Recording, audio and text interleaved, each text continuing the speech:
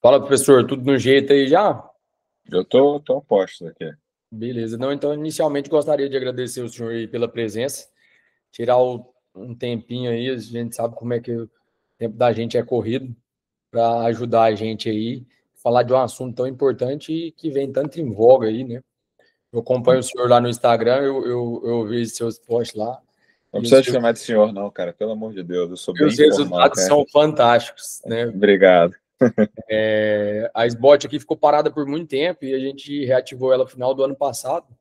Aí eu venho Uhum. tentando sempre trazer alguém aí para incentivar essa parte de educação continuada aí para a gente. Continuando.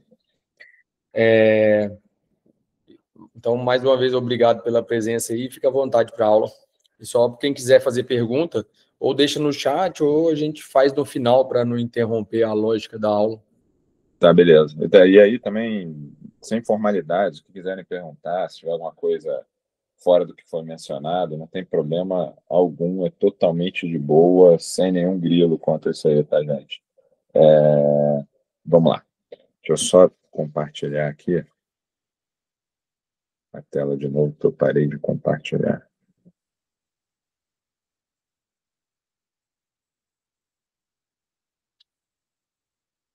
Só um segundinho, tá entrando.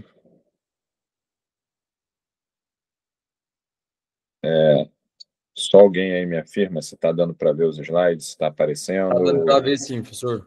Tá, beleza. Então vamos lá. O João me pediu, ou fiz besteira. O João me pediu aqui para falar sobre cirurgia minimamente invasiva do pé, né, a correção do joanete. Então eu vou fazer um en passant para entender por que que isso é importante, por que que isso é um tema tão em voga e por que é a realidade da cirurgia do pé.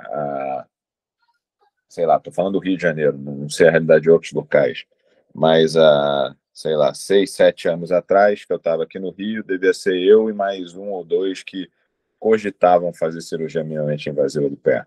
Agora eu tenho que ver os meus residentes que não fazem, que saibam fazer cirurgia aberta.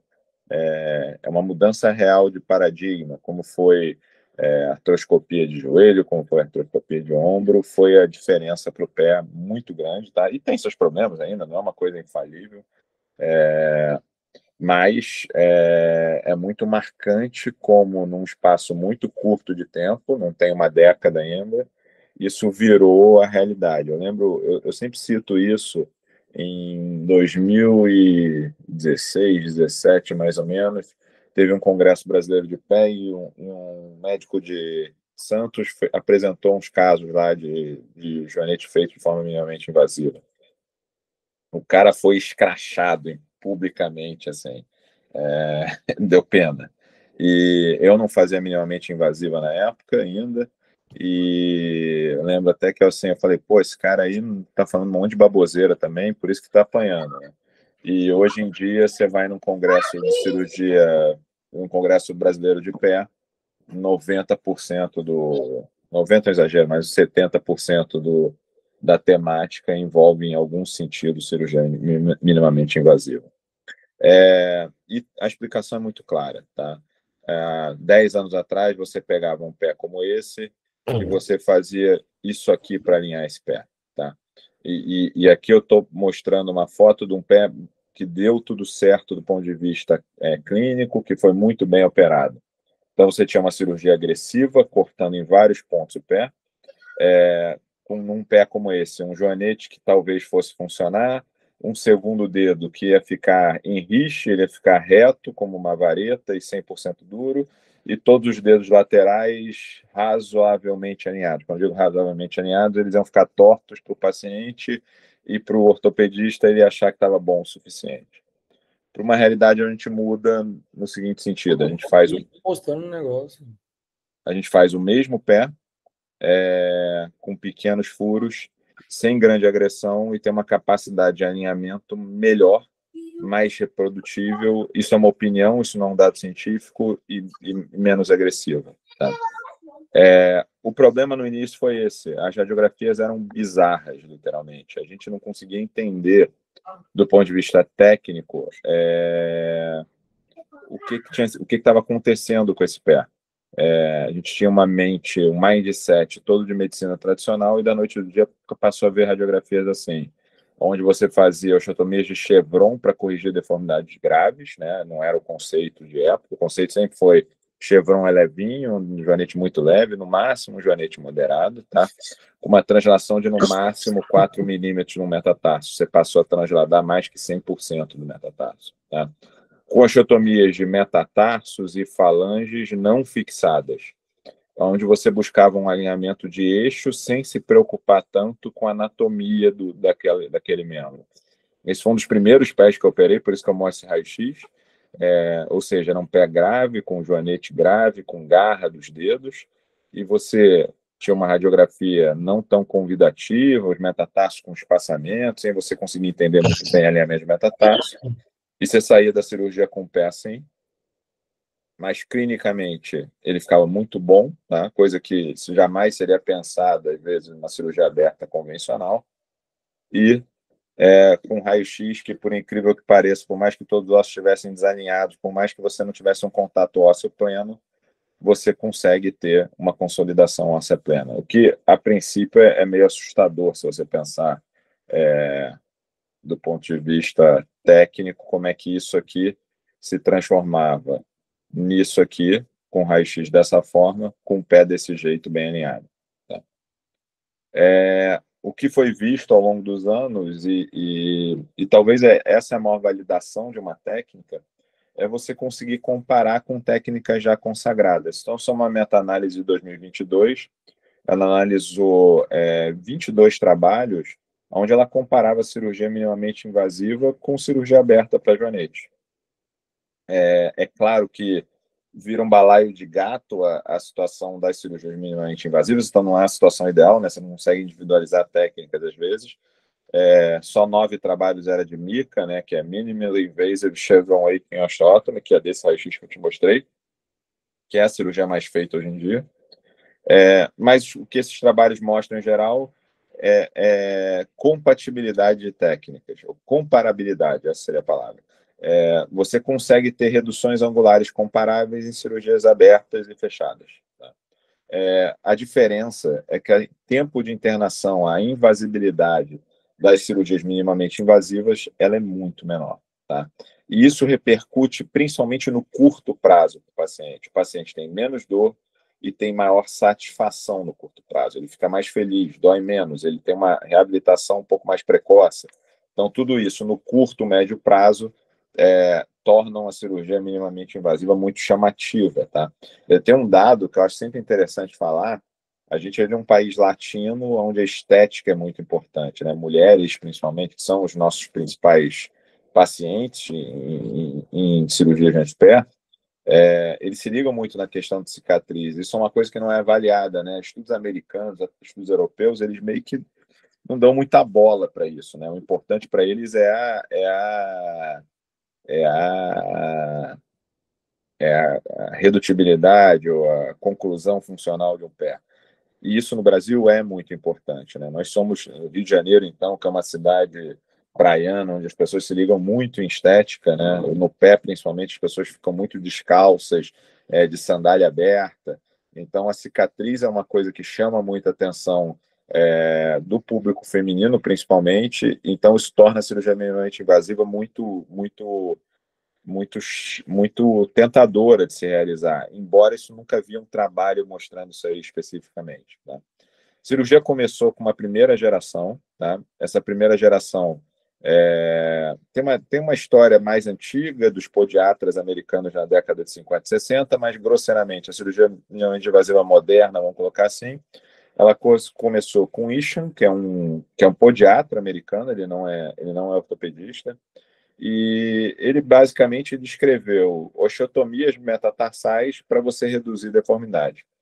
Essas osteotomias funcionam muito bem, mas elas, em função de não ter nenhum aspecto de fixação, elas resolvem casos leves, principalmente, e elas cursam com edemas pós-operatórios muito demorados. Tá?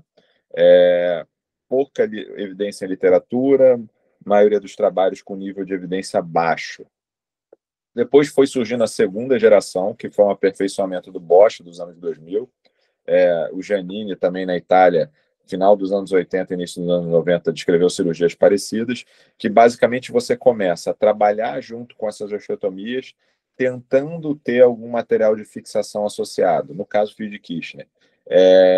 Só que como essas cirurgias elas tinham pouco controle rotacional, elas não fixavam, tipo, esse fio funcionava só com um batente do metatarso, elas não conseguiam controlar muito bem a redução. Então, você tinha deformidades, às vezes, associadas, os níveis de evidência de resultados são baixos, e as taxas, principalmente de infecção intrajetipino, porque essa pele fica sob tração, são relativamente altas.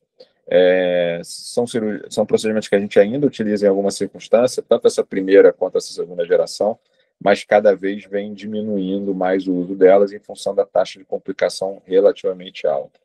Até que em 2016, 2014 para 2016, o Joel Benoit e o Redfern começam a descrever o que, na minha opinião, mudou a cirurgia minimamente invasiva, onde ele pegava e fazia essas osteotomias através das fresas, reduzia os metatarsos com grandes translações, mas com o uso de parafuso.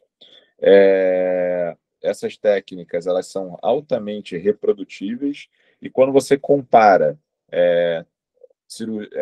as cirurgias de terceira geração com cirurgias abertas, não tem diferença clínica radiológica, ou seja, as duas bem operadas, o resultado funcional do pé é bom, né? As duas cursam com menos dor pós-operatória, né? Perdão, a minimamente invasiva, ela cursa com menos dor pós-operatória, e as complicações, principalmente complicações locais, passam a ser muito menos frequentes, ou seja, mostrando que você consegue fazer a mesma coisa que você fazia antes, com menos sintoma para o paciente e com menos complicação associada a esses sintomas. E os dados radiológicos no longo prazo, ou seja, se você vê esse paciente evoluindo ao longo dos anos, 1 ano, 2 anos, depois ele tem os mesmos resultados, ou seja, a taxa de recidiva de você fazer uma cirurgia minimamente invasiva não é menor do que a taxa de recidiva de um joanete operado de forma aberta tradicional. Sempre com trabalhos mostrando menor dor nas primeiras 24 horas, e a maioria dos trabalhos mostram cirurgia aberta só para casos leves e moderados, porque quando é grave é o caos. Você fazer lapidos, osteotomia de base nunca é uma coisa agradável e fácil de ser feita. O problema é que demora para você aprender. A gente é treinado a abrir um osso, a cortar um osso, botar o osso na posição certa e a parafusar esse osso na posição certa. A partir do momento que você começa a ter uma visualização indireta, isso exige treinamento, tá? Então, o que a maioria dos trabalhos dizem que para você começar a ter o ar da graça da cirurgia, numa mica, por exemplo, você precisa de 27 cirurgias, tá? E isso, com o tempo, vai reduzindo a tua exposição à radiação e a redução da duração da cirurgia em si. De uma cirurgia que inicialmente você vai demorar 2 horas para fazer um pé, até que você chega a 45 minutos. Hoje em dia, quando eu estou num dia inspirado, está tudo certo, tem dia que eu demoro meia hora para fazer um pé. Então, você vai ganhando velocidade à medida que você vai praticando. E agora a gente começa, hoje em dia, a entrar em um novo paradigma, tá? E esse novo paradigma, ele abrange uma série de possibilidades, onde você consegue casar conceitos antigos fazendo cirurgia minimamente invasiva da mesma forma.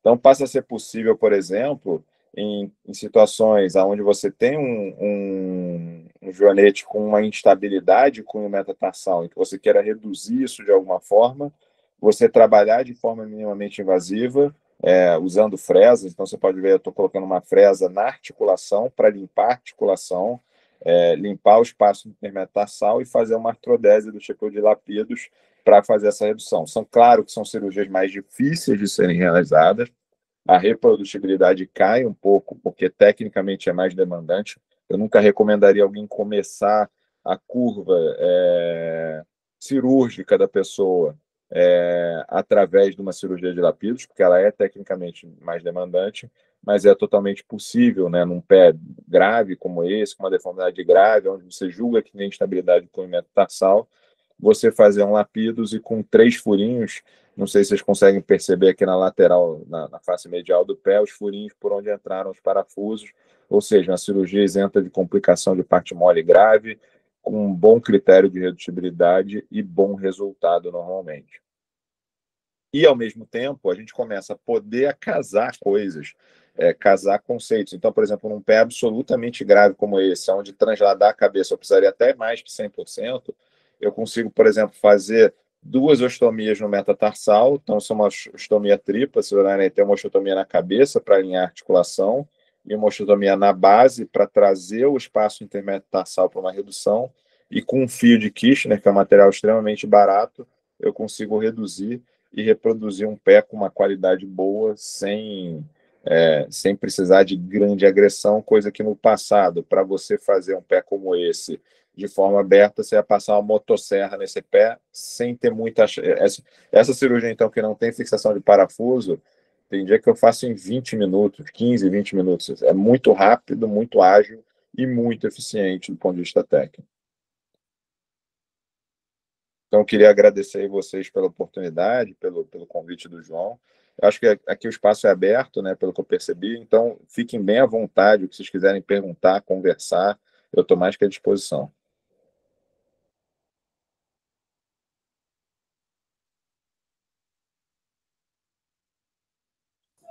Professor, essa última que o senhor mostrou aí, a gente sabe que, eu até vejo o senhor comentar lá direto, que um dos problemas do hálux valgo é as contraturas capsulares lá. O senhor, nessa última que o senhor mostrou, a dupla osteotomia, a chance de voltar ao hálux valgo é grande?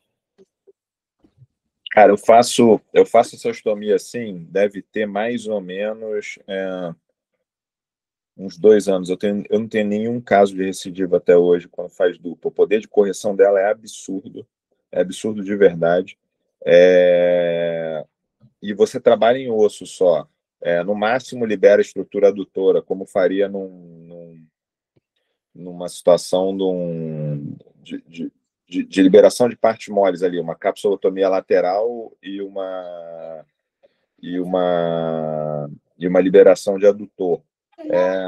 Como você acaba encurtando um pouco o metatarso, se você olhar. Deixa eu voltar aqui, não sei se. Vocês estão vendo a minha tela ainda, né? Não. Tá. Se olhar a minha tela aqui, você vai ver que, por exemplo, aqui, olha pelo tamanho da cabeça aqui, como a cabeça ela está quase no nível, um pouquinho subcapital em relação ao segundo metatarso. Então, quando você faz essa osteotomia, você acaba reduzindo um pouco essa cabeça. Então, você relaxa partes moles. O pé se comporta muito bem com relaxamento de partes moles. Ele gosta de relaxamento de partes moles. Então, quando você consegue aliviar a tensão de estruturas macro, consequentemente, você melhora a tua redutibilidade. Show. Mais alguém tem alguma pergunta? Tem alguém vivo aí? Eu tenho outra pergunta, doutor, que eu vi até, eu acho que o senhor postou hoje, o da artrorrise, né? Nem sobre o assunto, né? Uhum. Da artrorrise para o pé plano. Você põe um parafuso na subtalar? Na subtalar. Deixa eu explicar para vocês. O que acontece? O pé plano, como é que ele se comporta, na verdade? A gente tem... à medida que a criança cresce, em função do desequilíbrio de forças, a coluna medial do pé, leia-se coluna medial, talos e navicular, eles vão como se fossem crescendo mais que a coluna lateral. Tá? Por isso que, por exemplo, uma das cirurgias clássicas para pé chato é você fazer um alongamento de coluna lateral, que é um EVAS.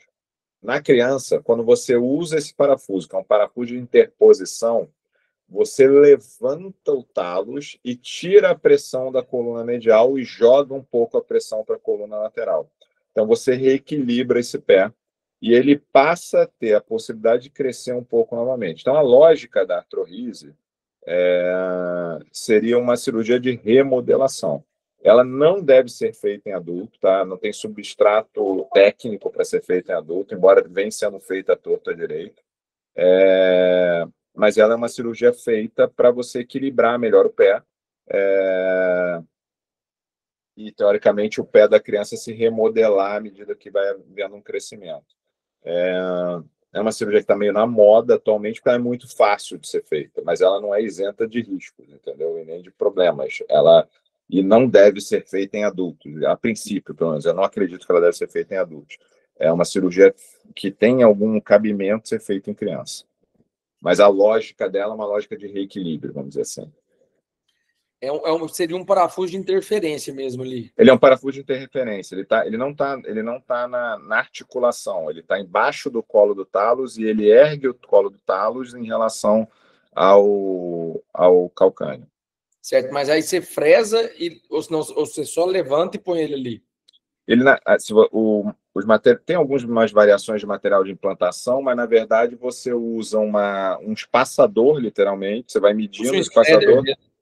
Não, nem o spreader, é uma chave, na verdade, que é um testador, vamos dizer assim. E aí você vai medindo os tamanhos e ele entra quase sob pressão ali na região. Ele é rosqueado dentro da região. Entendi. Tá? Existiu já uns parafusos que eles nem estão no mercado mais. Existia um parafuso chamado Calyx, que ele entrava fininho e ele até expandia dentro, mas aí ele gerava mais dor, porque ele gerava como se fosse um overstuffing, uma coisa meio de aumento de pressão local ali.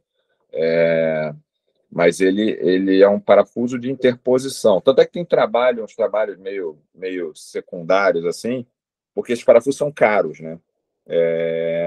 Então, de pessoas fazendo com interposição com cimento ósseo. Tem um trabalho de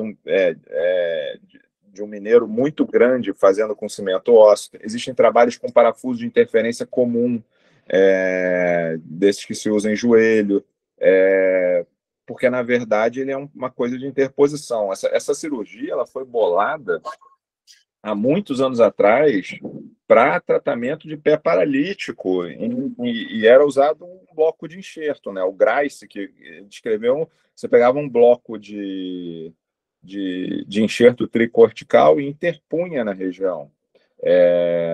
E era feito para aquele pé desabado de uma criança com PC, alguma coisa assim, para você dar uma estabilidade para o pé.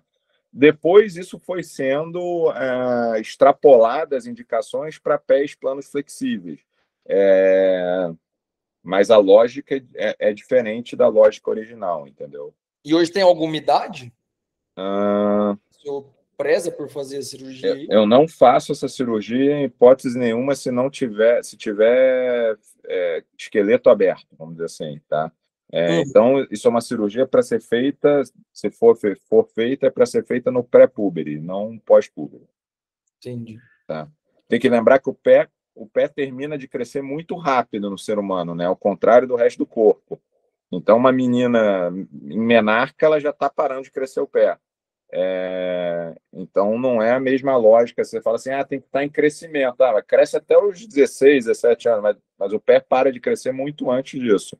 Então, você não deve fazer isso nem nem no adolescente. Isso é uma criança, é uma cirurgia para criança, literalmente. E digo mais, isso para qualquer coisa em pé, não só para joanete ou para pé chato ou para qualquer coisa. Cirurgias no pé, elas devem ser feitas para tratamento de sintomas, tá? Não existe cirurgia preventiva de joanete, cirurgia preventiva de pé chato, não é câncer. Então, você deve fazer a cirurgia quando o paciente tem dor.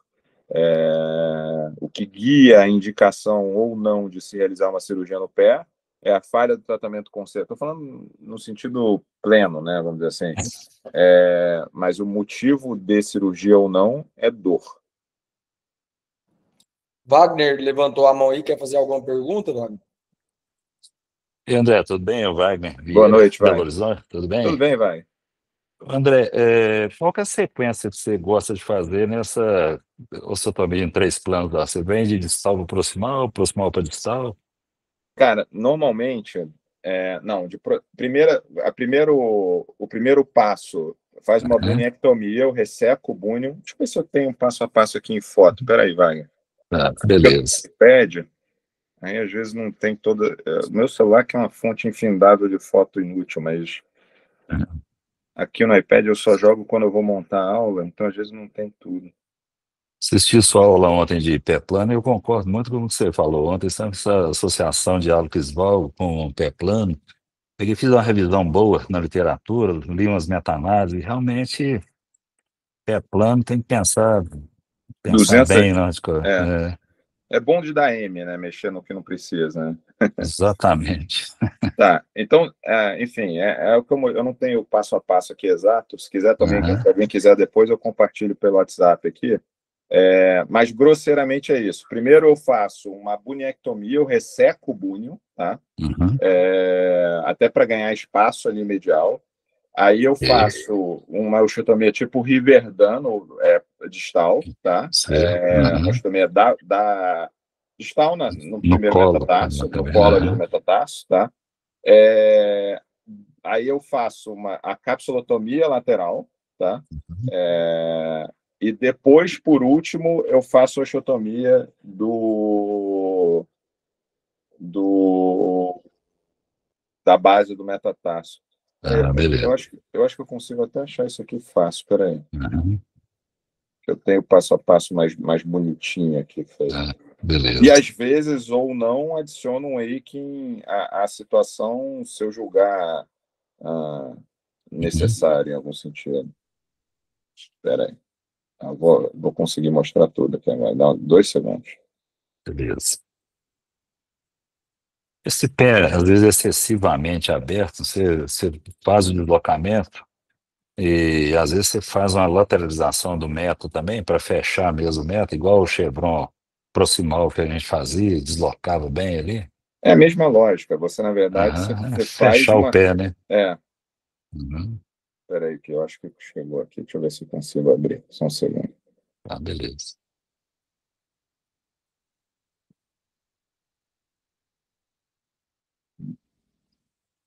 Eu achei que eu tinha enviado. É duro abrir as coisas no ao vivo aqui sem ser. Aqui. Vamos lá. Esse pé aqui é um pé interessante, porque ele foi um pé que o paciente ele tinha uma sequela de uma cirurgia prévia, e essa sequela gerou um mal perfurante na face medial do pé. Se olhar aqui, tem até uma,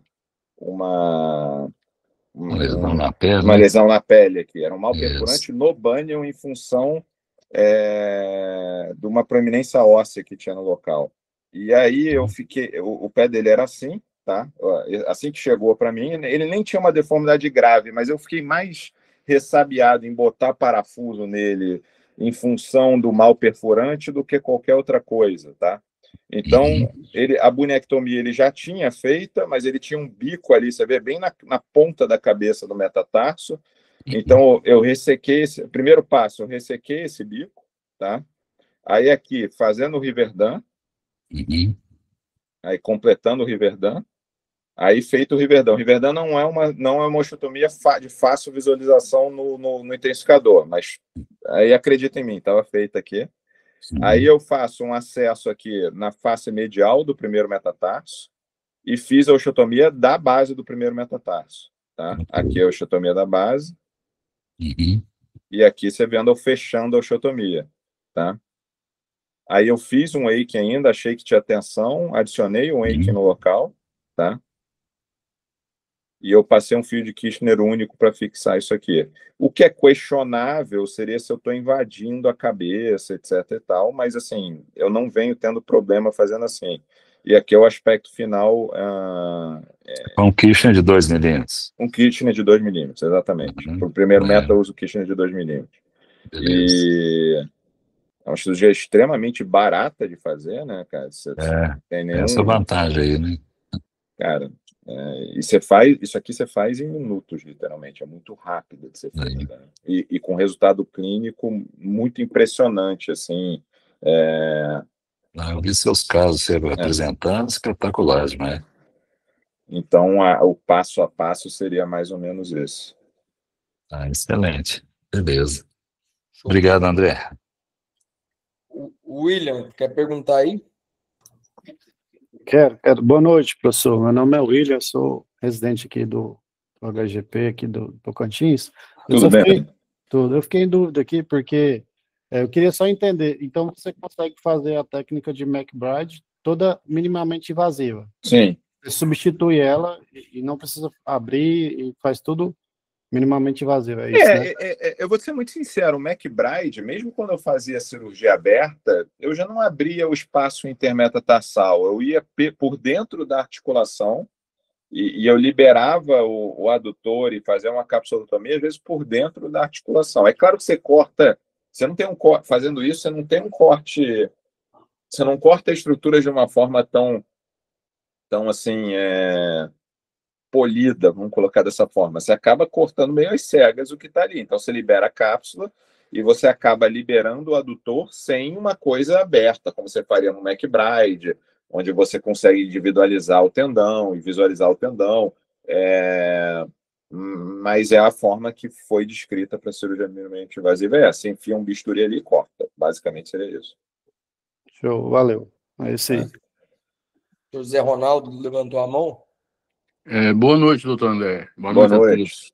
Eu queria saber como é que o senhor faz a abordagem dos raios menores. Cara, isso é uma pergunta complexa.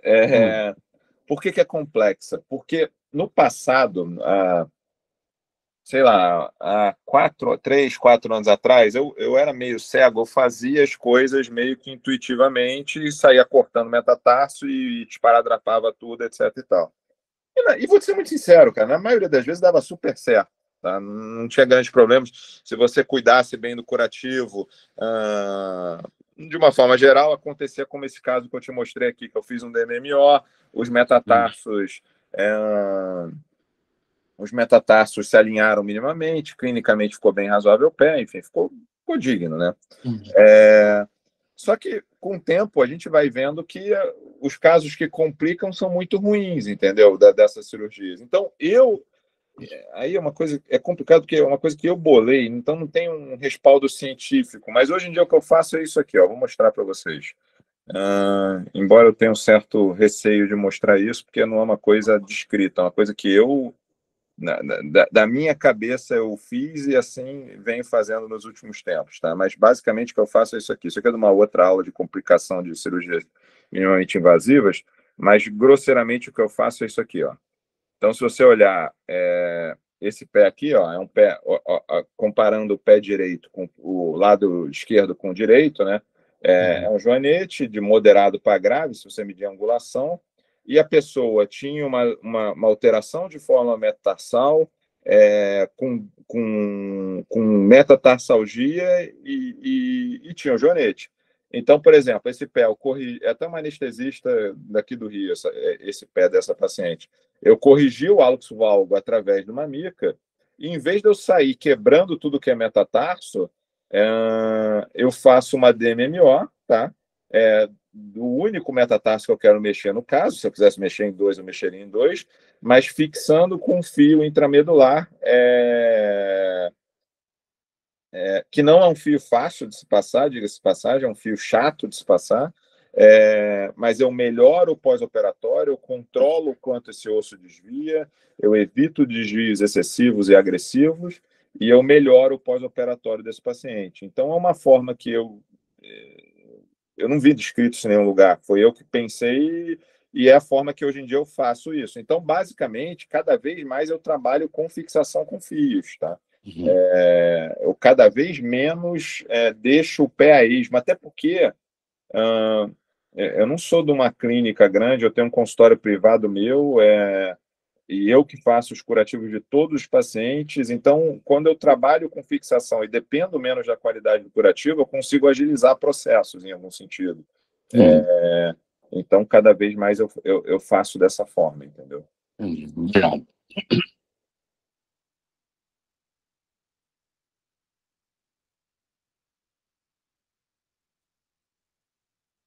Mais alguma pergunta?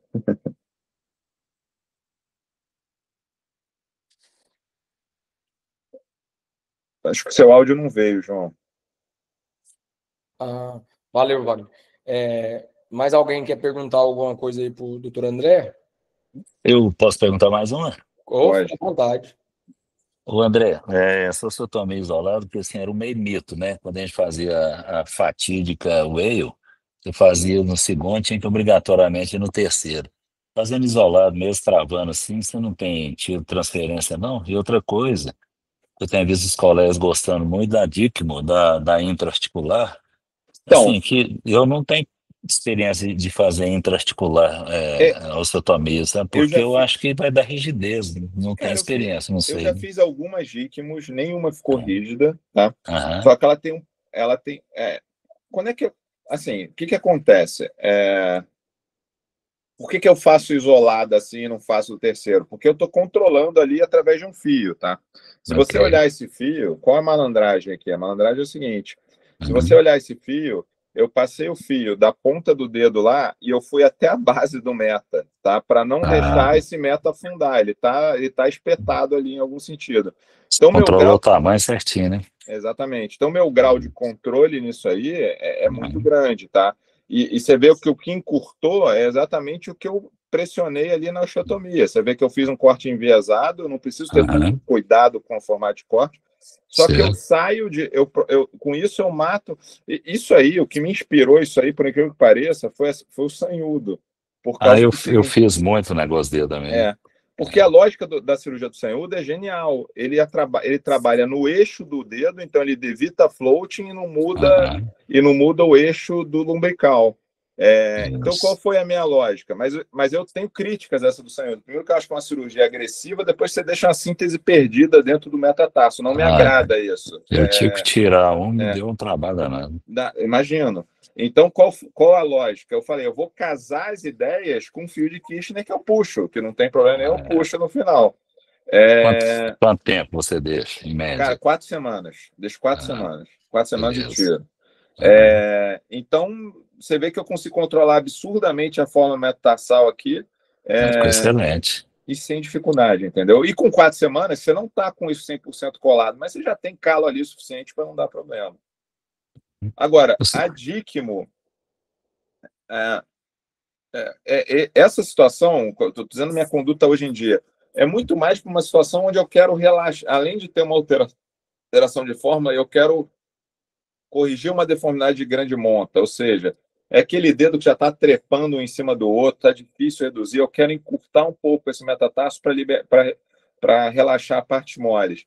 Eu acho que Uhum. a DICMO funciona muito bem numa metatarsalgia isolada, sem deformidade de dedo associada, que eu quero só Uhum. tirar um pouco a pressão debaixo do segundo metatarso. Uhum. Não tive problemas até hoje de rigidez, não foi o caso, Ah, beleza. né? Mas eu tenho Ah, poucos casos, eu não tenho muitos casos de líquido, tenho poucos ah. casos.